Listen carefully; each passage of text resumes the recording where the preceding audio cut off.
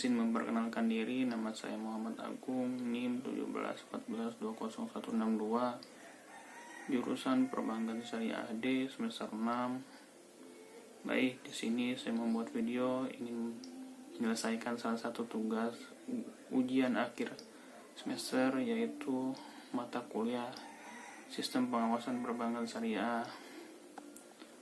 Di sini saya akan menjawab pertanyaan-pertanyaan dari soal UAS yang ada. Selanjutnya di sini saya akan menjawab pertanyaan pertama, yaitu pertanyaannya, bank berhubungan dengan dana masyarakat.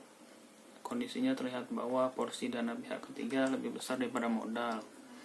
Nah, maka cara bank syariah agar dapat melindungi deposan dari kerugian. Lalu fungsi lembaga penjaminan syariah. Nah, tentu saja jawabannya, bank adalah lembaga kepercayaan. Oleh karena itu, manajemen bank harus menggunakan semua perangkat operasionalnya untuk mampu menjaga kepercayaan masyarakat itu. Nah, salah satu perangkat yang sangat strategis dalam menopang kepercayaan itu adalah permodalan yang cukup untuk memadai. Oleh karena itu, modal juga harus dapat digunakan untuk menjaga terjadinya risiko kerugian atas investasi pada aktiva, terutama yang berasal dari dana-dana pihak ketiga atau masyarakat.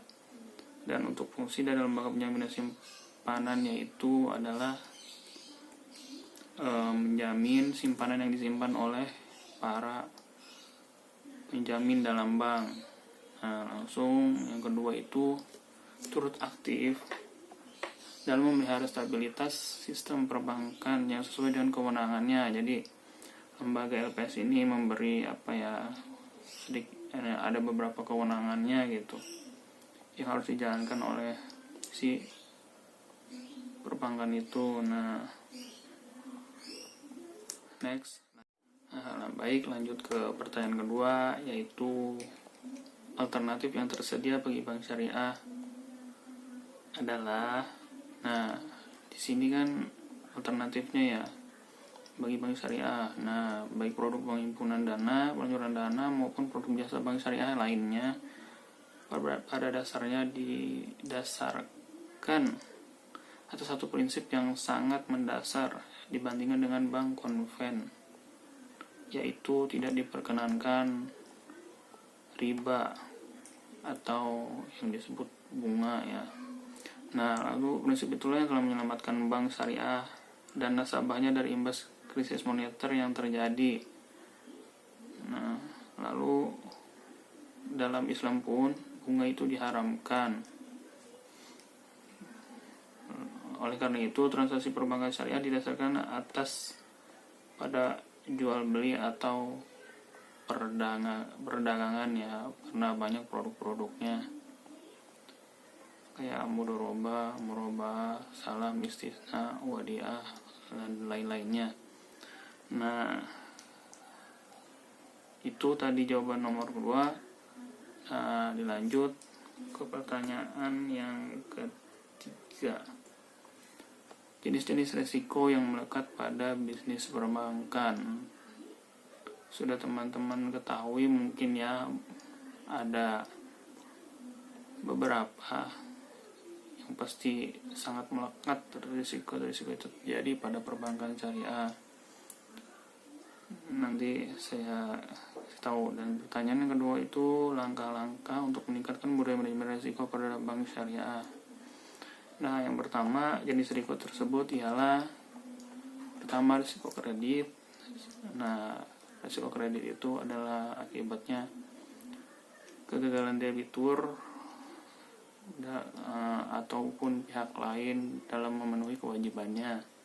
Lanjut ke risiko pasar adalah risiko pada posisi neraca dan rekening administratif, termasuk transaksi derivatif atau akibat perubahan dari kondisi pasar, termasuk risiko perubahan harga option. Yang ketiga itu risiko likuiditas.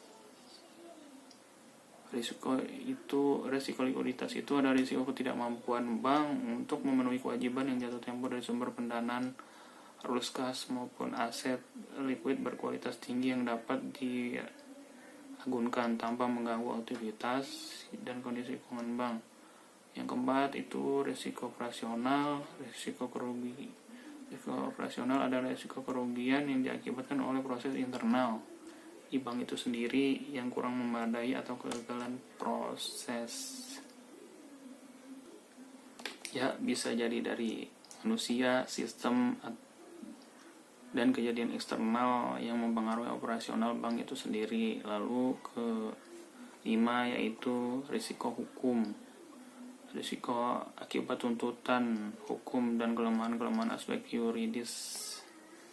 Yang keenam itu risiko reputasi akibat menurunnya tingkat kepercayaan pemangku kepentingan saat bersumber dari persepsi negatif terhadap bank.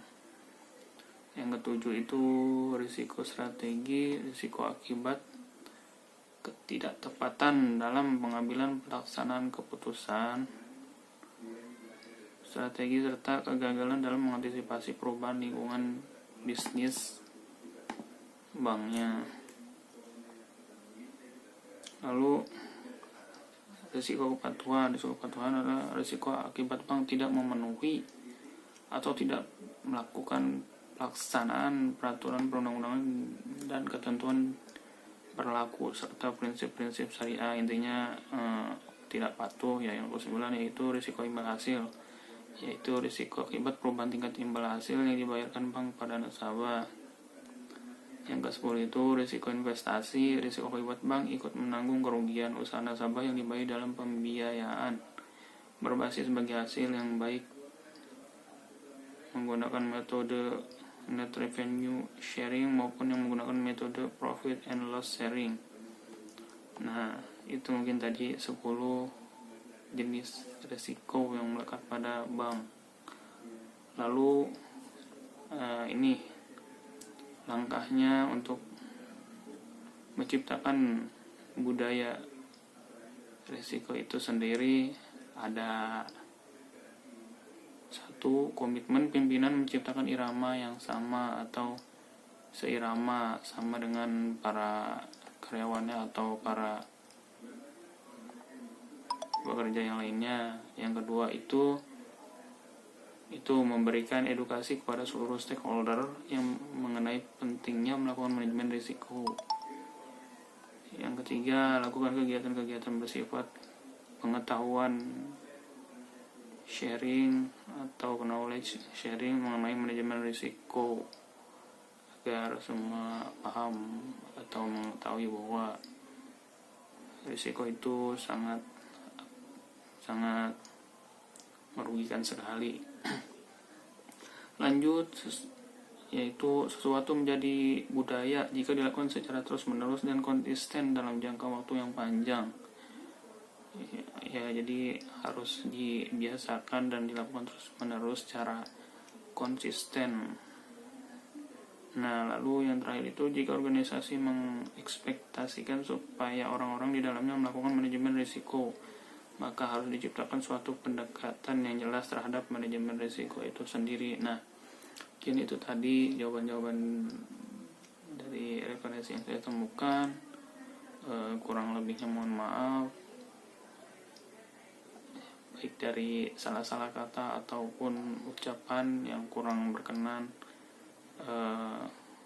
Ya, semuanya kepada teman-teman saya himbau tetap jaga kesehatan ya di masa yang sedang pandemi ini, tapi sedang menginjak ke arah new normal ya. Tetap patuhi protokol kesehatan.